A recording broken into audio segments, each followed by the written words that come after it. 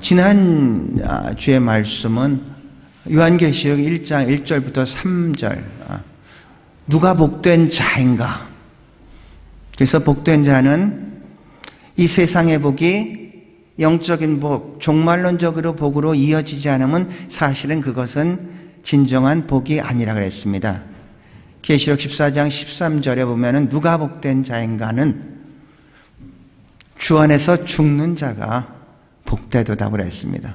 성경은 어떻게 하면 잘 사는 법을 가르쳐주는 책이 아니라 어떻게 하면 잘 죽는 그 법을 가르쳐주는 책이라고 했습니다. 어떻게 하면 잘 죽을까? 어떻게 하면 잘 죽는다고요? 잘 살아야지 잘 죽을 수가 있겠죠. 어떻게 하면 그러면 잘 사냐고요?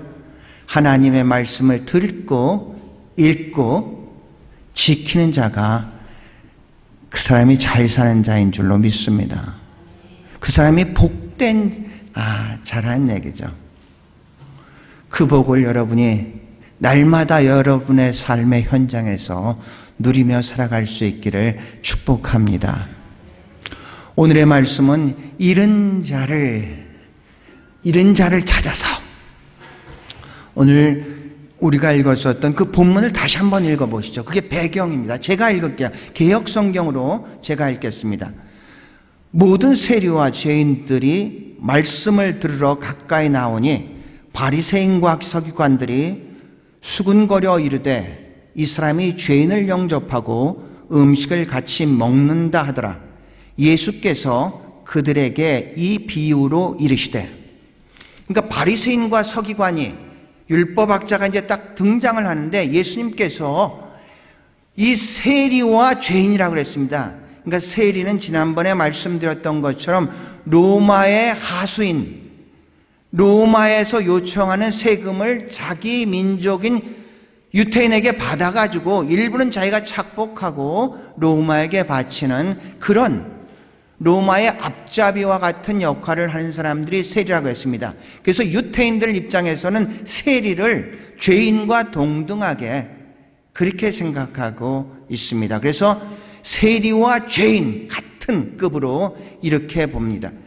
그래서 이 바리새인이나 서기관들은 이런 사람들과 상종도 하지 않는데 예수 그리스도께서 그들을 초청해서 그들과 음식을 같이 먹는 것을 보고 예수 그리스도에게 이제 투덜대기 시작했습니다. 어떻게 이럴 수가 있느냐? 그때 예수 그리스도께서 오늘 누가복음 15장의 세 가지의 비유로서 그들에게 설명하는 겁니다. 서기관과 바리새인에게 이 비유를 하는 겁니다. 마태복음 18장에도 똑같은 이 비유가 이제 있는데 그거는 제자들에게 이제 하는데, 그런데 여기에서는 서기관과 바리새인들에게 세 가지의 비유를 통해서 이제 예수 그리스도께서 자신의 입장을 이제 설명을 하는 겁니다. 첫 번째 비유가 이제 잃어버린 양의 이제 비유죠. 그래서 첫 번째 우리가 생각하는 잃은 양을 찾아서 이런 이제 말씀으로서 이제 시작을 하고자 합니다. 양이라는 것은 그렇습니다. 양이라는 것은 굉장히 아주 이게 자기 방어를 할 수 있는 그런 어떤 능력이 없습니다. 걷는 것도 늦고 뭐 행동도 늦고, 양은 아주 무력합니다. 이 세상의 모든 동물들은 어떤 최소한 보호색이라고도 띄어가지고 자기를 방어하는 그런 어떤 능력을 가지고 있는데, 근데 양은 그런 것들이 아무것도 없습니다. 아주 양은 무기력한 그런 존재입니다. 그래서 양을 보면은 반드시 양한테는 이제 목자가 있어야 됩니다. 근데 다행인 것은 양은 그래도 귀가 굉장히 이제 밝다고 합니다. 우리가 양을 볼 때 양이 우리를 이렇게 보는 이런 것을 갖다가 이제 동물원이나 이렇게 이제 볼 수가 있죠. 그런데 사실은 양은 1, 2m 정도, 그 정도도 사물을 그냥 분별할 정도지 정확하게 알 수 있는 그런 능력이 없다고 합니다. 제가 0.3, 2 요 정도 되는데 이 인간의 시력으로 보면 양은 마이너스 10 정도 된다고 합니다. 그러니까 거의 안 보이는 상태인데, 그런데 양은 음성을 잘 민감하게 듣는다고 합니다. 그래서 우리가 요한복음 10장에 보면 예수 그리스도가 이제 목자고 양이라고 했습니다. 그래서 양과 목자의 관계는 음성으로 얘기를 합니다. 예수님의 음성을 양이 듣고 이제 쫓아올 수 있는 그런 관계로 이제 얘기를 하는 게 이제 양입니다. 양은 다 이제 나쁜 것만 있는 것은 아닙니다. 양은 굉장히 이제 순종도 이제 잘 할 수가 있죠. 그래서 요한은 예수 그리스도를 하나님의 어린 양이라고 이렇게 표현을 하고 있습니다. 그러니까 죽음 앞에서 아무런 저항도 아니하고 그대로 순종을 하는 그런 어떤 양의 본성도 이제 가지고 있습니다. 양은 어느 정도로 이게 순하냐면은 이제 언젠가 관광을 이제 한국에서 와서 이제 가이드를 하면서 이제 동물원에 간 적이 있었습니다. 그런데 마침 그때 이 양 깎는 시범을 보이면서 이제 거기에 참석한 사람들 누가 이 양을 와가지고 한번 깎아보시지 않겠습니까? 이렇게 얘기를 하는 거예요. 이게 뭐 바리깡도 이만한 걸로 가지고 쭉쭉 하는데 양털을 깎는데 누가 한번 해보시지 않겠습니까? 그래서 같이 갔던 사람한테 잘난 척하려고 제가 손을 들었죠. 그래가지고 이제 짝한데 양털을 깎는데 양이 떠는 게 아니라 제가 떨고 있는 거 있죠. 양은 아주 느긋하게 있는데 제가 막 떨려가지고 이게 그 정도로 이게 양은 아주 이제 순진합니다. 그런데 이제 무지하죠. 그래서 첫 번째 세 가지의 비유가 있는데 양의 비유는요, 양의 무지로 해서 잃어버린 거고요. 두 번째 비유는 동전의 비유를 했는데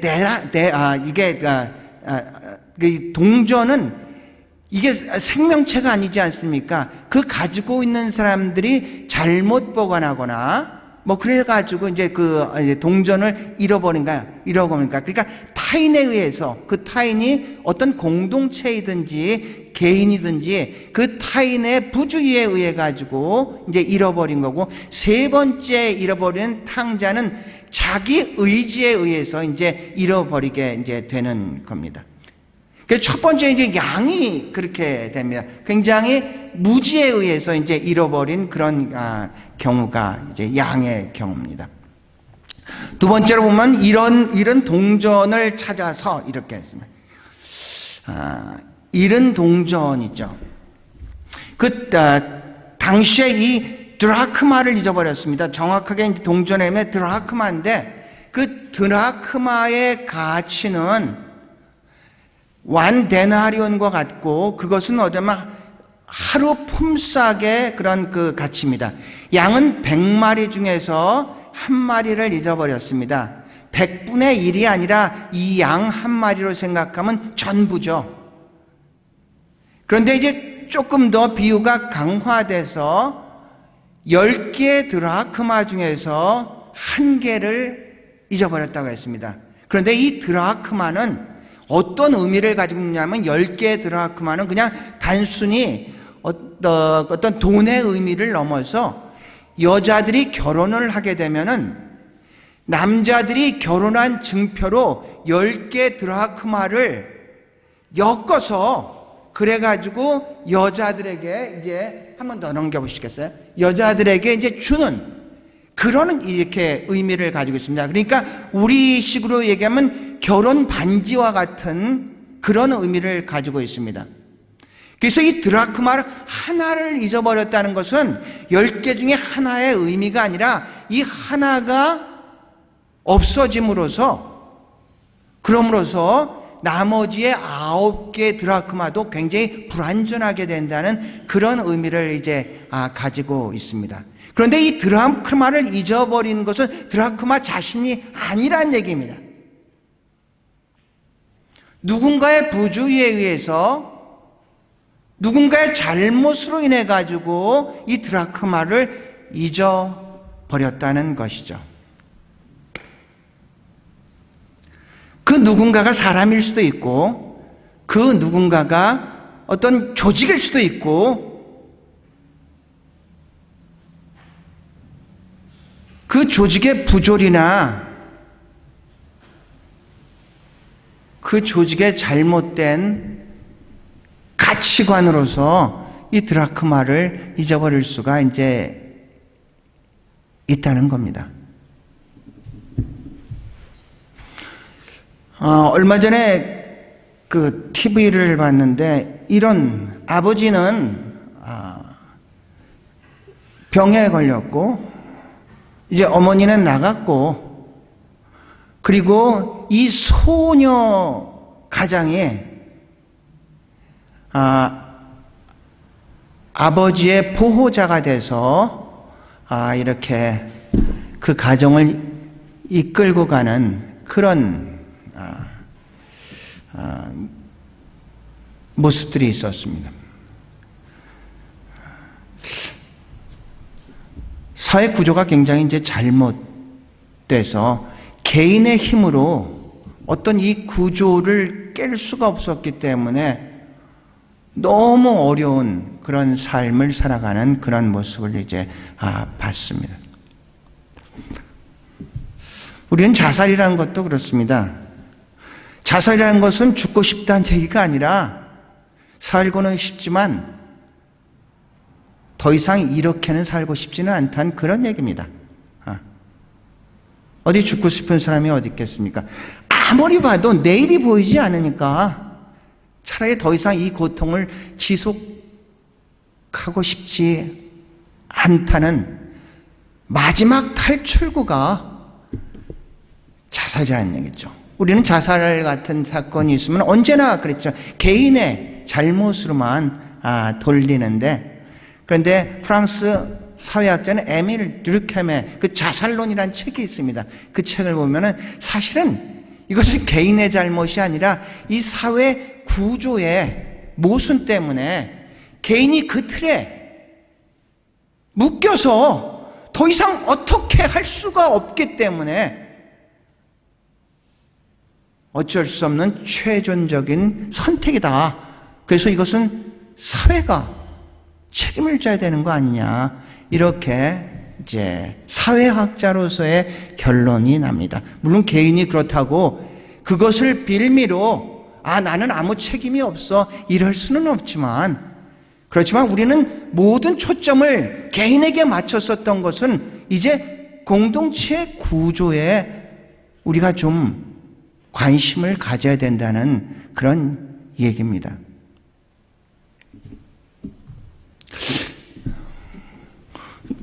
우리가 이 노블레스 오블리주라는 말을 이제 잘 알고 있죠. 노블레스라는 것은 노블입니다. 영어로 노블, 어떤 고귀한 사람.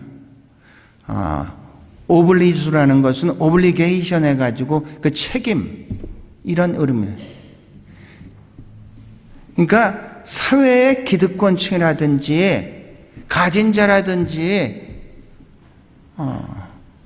많이 배운 자든지 이런 사람들은 반드시 사회적 책임을 감당해야만 된다라는 그런 얘기입니다.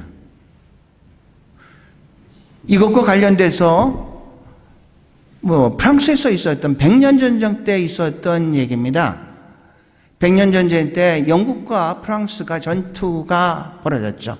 영국이 프랑스로 이제 상륙을 해서 진군을 하려는데 칼레라는 그 마을에서 막혔습니다. 너무 강력하게 저항을 해가지고 많은 시간을 소비를 했습니다.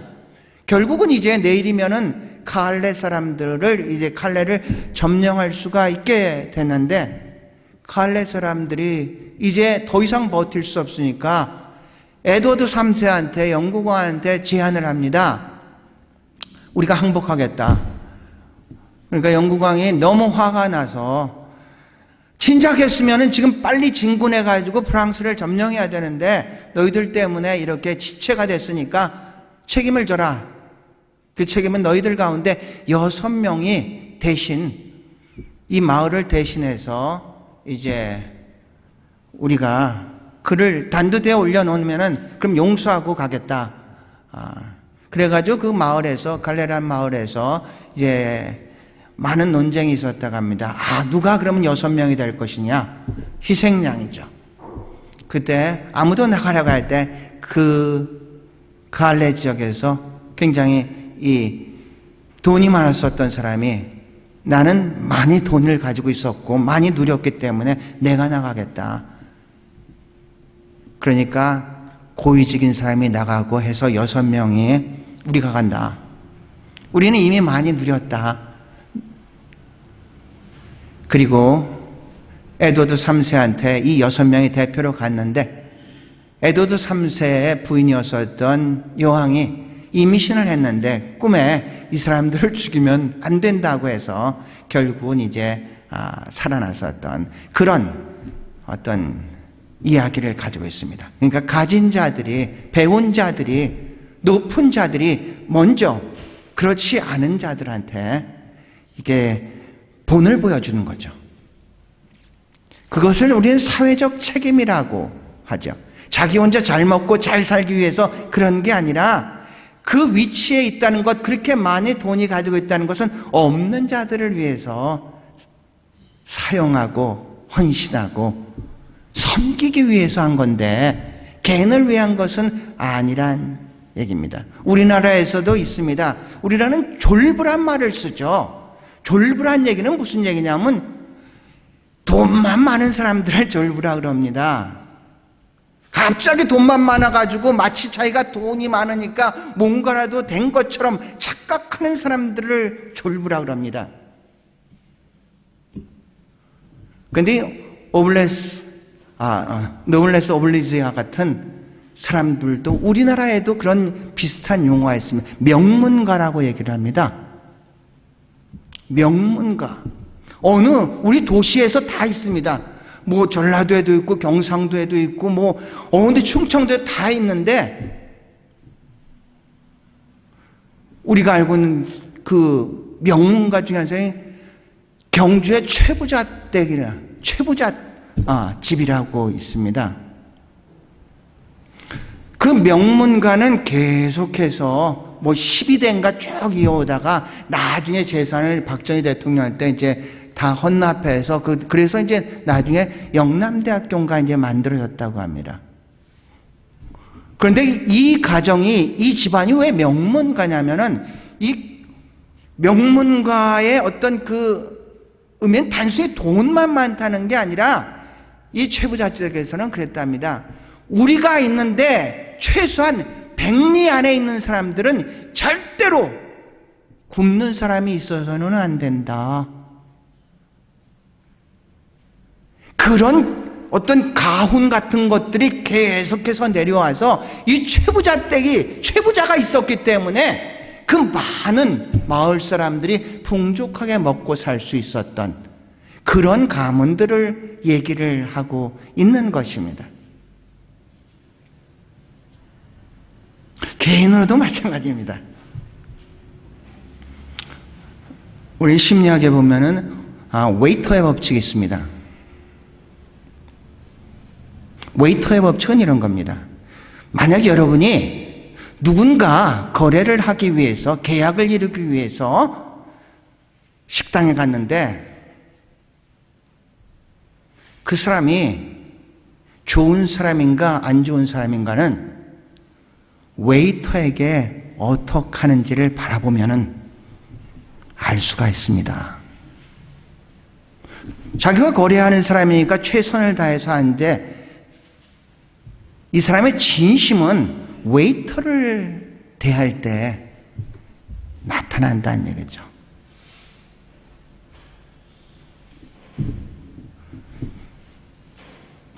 이 드라크마의 비유, 동전의 비유는 사실은 이 잃어버린 동전, 자기가 잘못해서 잃어버린 게 아니라 누군가에 의해서 이루어졌는데 그 누군가가 개인일 수도 있고 조직일 수도 있고 어떤 특정한 공동체 수도 있다는 얘기입니다.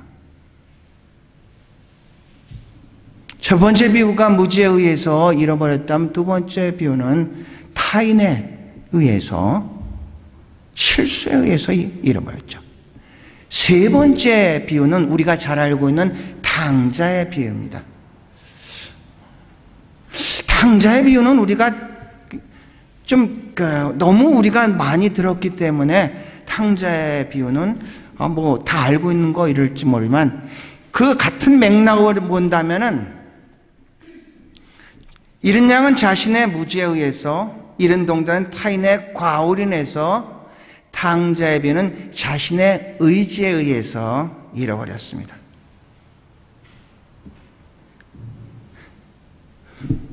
유태인의 습관에 보면 그렇습니다. 아버지가 분깃을 물려줄 때는 아버지가 돌아가셨을 때 물려주는 건데, 이 둘째 아들은 살아있을 때 나한테 내 분깃을 주십시오.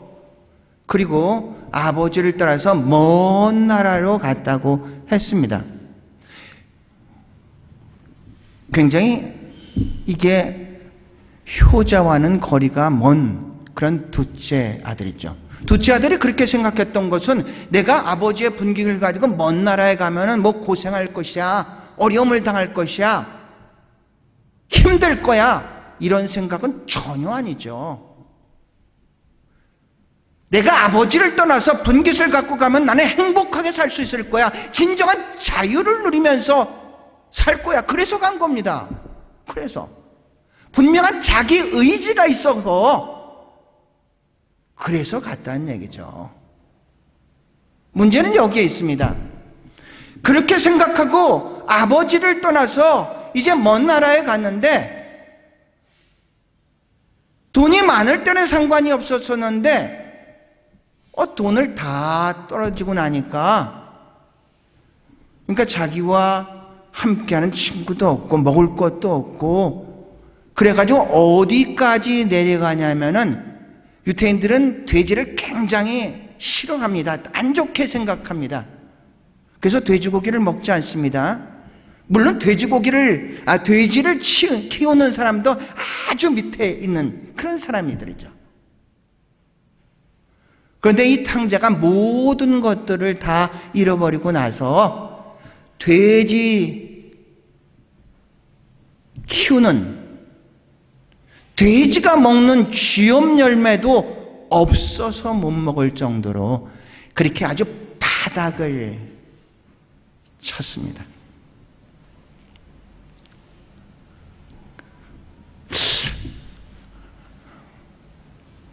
그게 이제 17장에 17절에 나오는. 자, 거기를 보면 이제 탕자가 떠나면서부터 내려가기 시작하죠. 17절에 보면 이렇게 됩니다. 돌이켜, 자기 자신에게 이제 돌이켜, 이런, 스스로 돌이켜. 우리 가운데 그런 경험들이 참 많이 있지 않습니까? 자기 의지로서 떠난 사람은 스스로 돌이키기까지 돌아오지 않습니다. 그런데 이 사람이 스스로 언제 돌이킬 수 있느냐? 바닥을 쳐야지. 그래야지 돌아옵니다. 건강의 바닥을 치든지, 물질의 바닥을 치든지, 명예의 바닥을 치든지, 바닥을 쳐야지 돌아옵니다. 바닥을 치는 데서 끝난다면 그건 후회이고, 바닥을 치고 방향을 돌려서 아버지께로 가면 그건 회개입니다.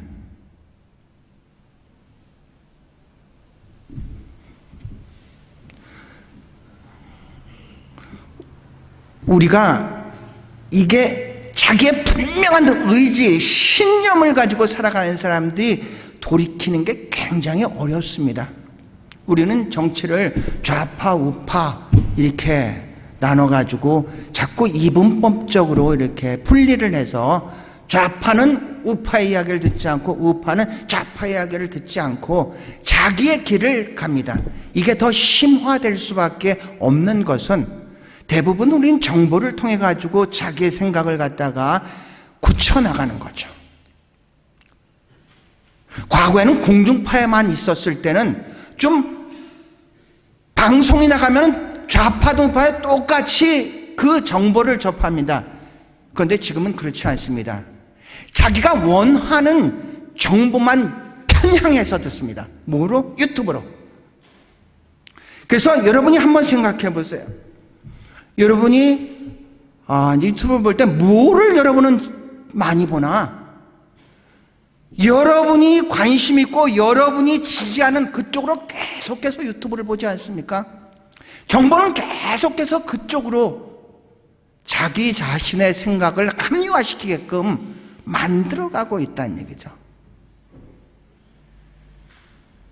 그래서 나는 더 편향적으로 그쪽을 지지를 하게 된다는 얘기죠.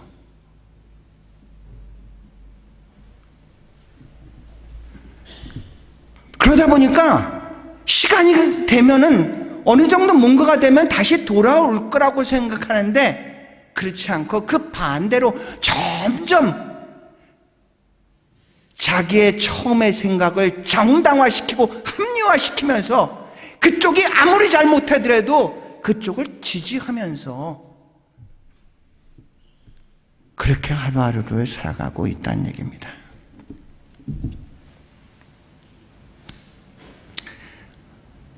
근데 언제 그런 사람들이 돌아올 수 있느냐? 바닥을 쳐야지만 돌아옵니다. 내가 잘못했구나. 이게 내 생각이 이거 크게 내가 실수했구나.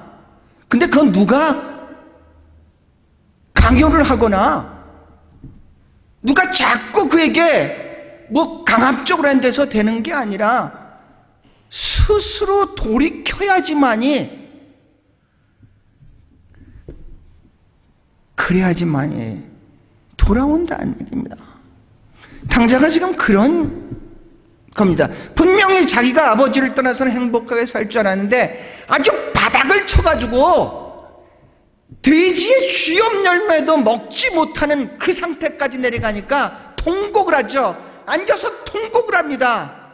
내 아버지의 집에 가면 먹을 게 많이 있는데 나는 왜 여기서 무엇을 하는 거야?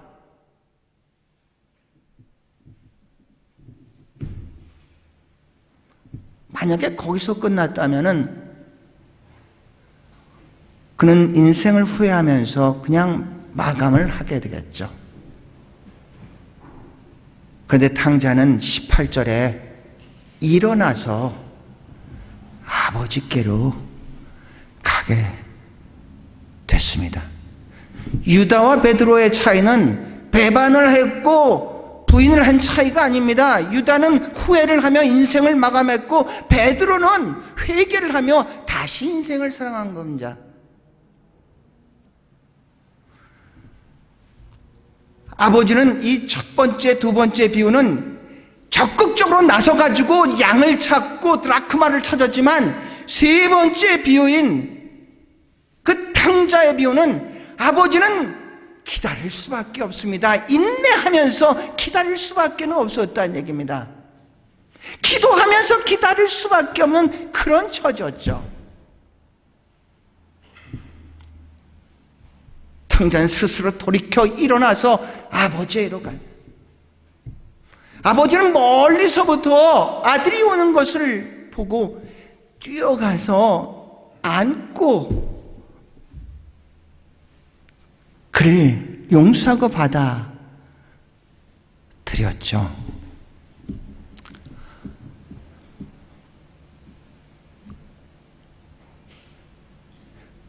세 비유 다 그렇습니다. 개인의 기쁨이 공동체의 기쁨으로 퍼졌습니다. 양을 찾고 친구들을 다 불러 모아서 축제를 했습니다. 드라크마를 찾고 다 사람들을 불러서 축제를 했습니다. 탕자가 돌아오고 아버지는 살찐 송아지를 잡아서 다 축제를 하는데 모두가 기뻐했는데 한 사람은 기뻐하지 않고 오히려 아버지에게 불평불만을 터뜨렸습니다. 나는 지금까지 아버지랑 계속해서 같이 있었는데 저 아버지의 분깃을 장녀의 입에 다 쳐는 제가 왔을 때 아버지가 이렇게 환영하는 것은 나는 이해할 수 없습니다. 형으로서 가장 반겨줬으면 참 좋았었는데 오히려 아버지한테 불평을 터뜨립니다. 한 장 더 좀 보세요. 렘브란트의 그림입니다. 우리가 잘 알고 있는 돌아온 탕자입니다. 우리는 엠퍼시란 단어와 심퍼시란 단어가 두 단어를 통해 가지고 사람들을 긍휼하게 생각할 때가 있습니다. 우리는 엠퍼시라는 단어를 공감 이런 단어로 표현하고 하고 심퍼시라는 단어를 동정 이렇게 표현합니다. 그 말 자체를 풀어봅니다. 엠퍼스라는 것은 이 가슴, 심장, 감정 이런 뜻입니다. M이라는 것은 인입니다. 엠퍼스라는 것은 내가 그 사람 안에 들어가서 느끼는 감정입니다. 내가 그 사람 안에 들어가서 완벽하게 그 사람이 돼서 감정이입이 돼서 느끼는 거고, 심퍼시라는 것은, 동전이라는 것은 그 사람 옆에서 느끼는 겁니다. 아, 정말로 안 됐구나.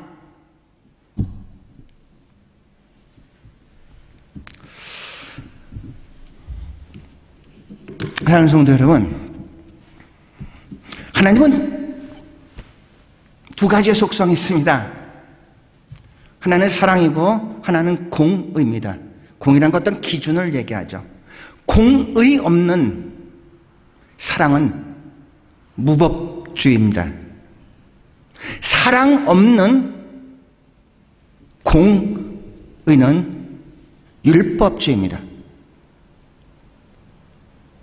최소한 이 바리새인과 이 서기관들은 사회의 기득권층으로서 이 법이라는 것은 사람을 살리기 위한 것인데 그들은 그렇게 받아들이지 않고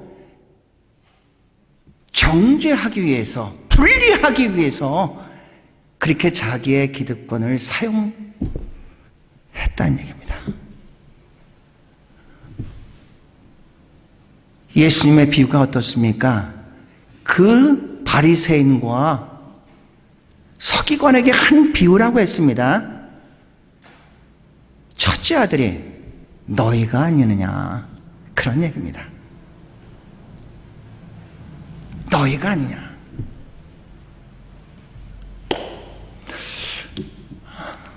말씀을 마칩니다. 이 세 비유에 동시적으로 똑같이 우리가 생각하고 또 똑같이 우리가 강조를 하는 것은 잃었다가 다시 찾았습니다. 죽었다가 이제 살아났습니다. 그때 그 개인만 기뻐한 것이 아니라 그 공동체 전체가 같이 기뻐했다고 했습니다. 교회라고 생각하면 어떻겠습니까? 99마리의 양이 우리라면은 바깥에서 새롭게 예수를 믿는 바로 그 잃어버린 한 양을 우리가 같이 기뻐할 수 있는 그런 믿음의 공동체가 우리가 되어야 될 줄로 믿습니다.